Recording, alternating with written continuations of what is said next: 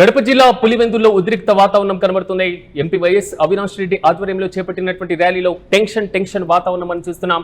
RDO office వద్ద వైఎస్ఆర్సీపీ కార్యకర్తలపైన పోలీసులు లాఠీచార్జ్ చేశారు. అయితే ఆర్డీఓ కార్యాలయంలోకి వెళ్లేందుకు కార్యకర్తలు ప్రయత్నించారు.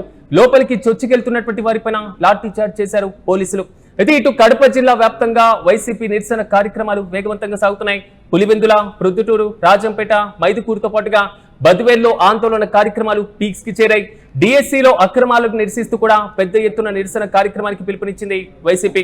అయితే నిరసనలో పాల్గొంటున్నటువంటి వైసీపీ కీలక నేతలు కార్యకర్తలతో భారీ స్థాయిలో కూటమి ప్రభుత్వం పైన ధ్వజమెత్తుతున్నారు. అయితే అక్కడక్కడ ఉద్రిక్త పరిస్థితులతో పాటుగా రాష్ట్ర వ్యాప్తంగా వైసీపీ శ్రేణులు పాల్గొనడానికి వెళ్తున్న ప్రతి చోట పోలీసులు ముందస్తుగా గృహ నిర్బంధం చేయడం, అదుపులోకి తీసుకునేటువంటి ప్రక్రియ అయితే కొనసాగుతుంది.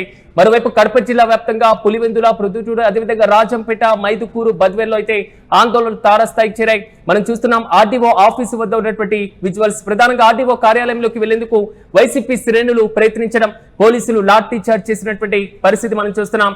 అయితే ఆర్డీఓ ఆఫీసు వద్ద వైసీపీ కార్యకర్తలపైన పోలీసులు లాఠీ చార్జ్ చేయడంతో ఒక్కసారిగా టెన్షన్ వాతావరణం ఏర్పడింది. అయితే YCP MP YS Avinash Reddy ఆధ్వర్యంలో చేపట్టినటువంటి ఈ ర్యాలీలో ఒక్కసారిగా ఉద్రిక్త వాతావరణానికి సంబంధించినటువంటి పరిస్థితి మనం చూస్తున్నాం. ఒకసారి మనం కడప జిల్లా పులివెందులో ఉన్నటువంటి ఆర్టీఓ కార్యాలయం దగ్గర ఉన్న ఉద్రిక్త వాతావరణానికి సంబంధించిన విజువల్స్ ను ఒకసారి చూద్దాం.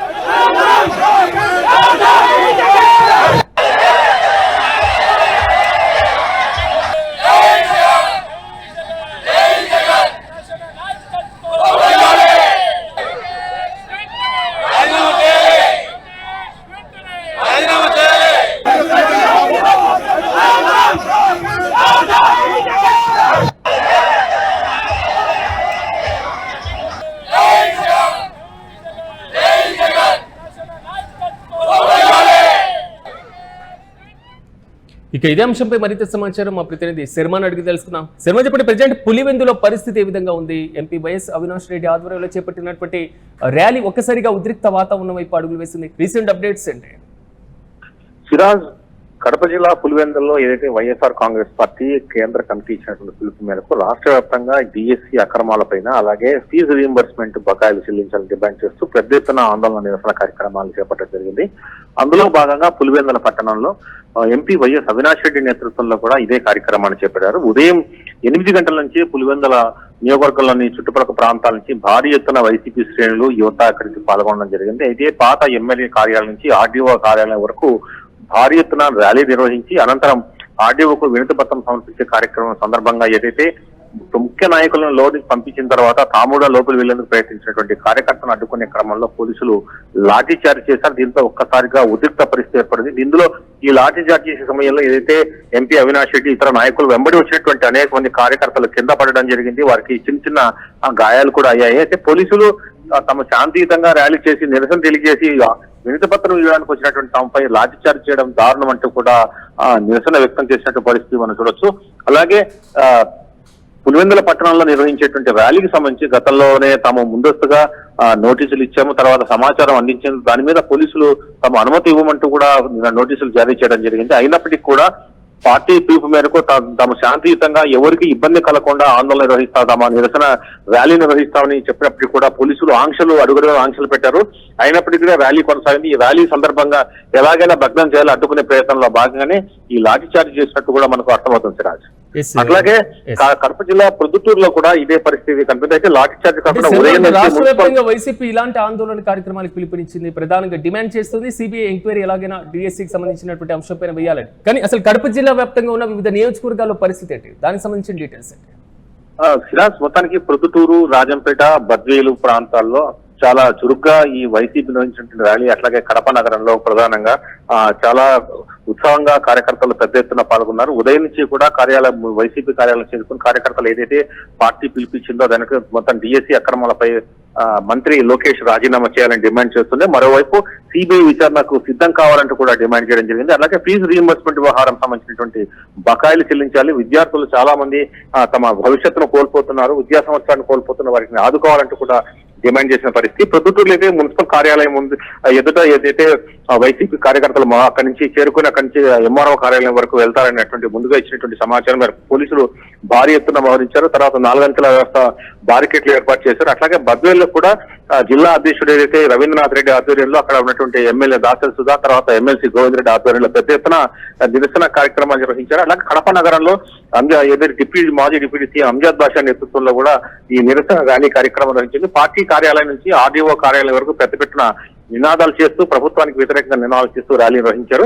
తర్వాత రాజంపేటలో కూడా ఎమ్మెల్యే ఆకేపాటి అమర్నాథ్ రెడ్డి నేతృత్వంలో ఇదే తరహా ర్యాలీ నిర్వహించారు. అయితే అక్కడ పోలీసులకు ఆర్డీఓ కార్యాలయం వెళ్ళి ప్రయత్నించినటువంటి కార్యకర్తలకు పోలీసుల మధ్య తోపులాట జరిగింది. కొంత ఉద్రిక్త పరిస్థితి నెలకొంది సిరాజ్.